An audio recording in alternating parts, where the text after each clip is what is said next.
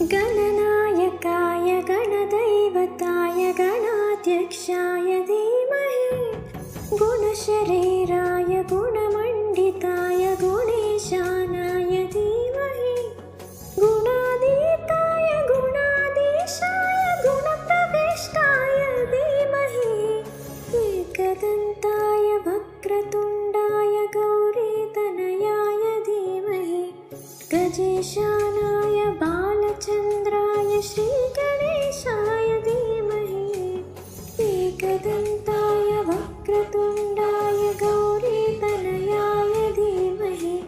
गजेशानाय बालचन्द्राय श्रीगणेशाय धीमहि।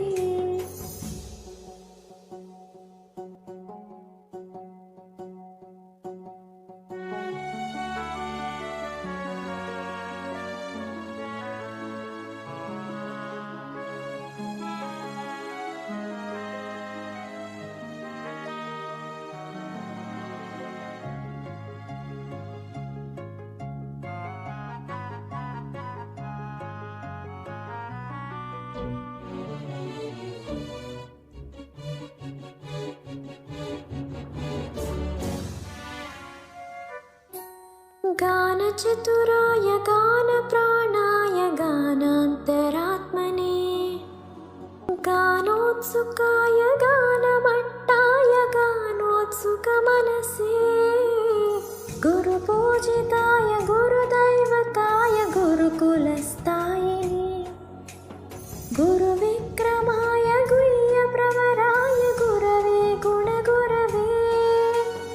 गुरुदैत्यकलक्षेत्रे गुरुदैवसदाध्याय गुरुपुत्रपरित्रात्रे गुरुपाखण्डकण्डकाय काय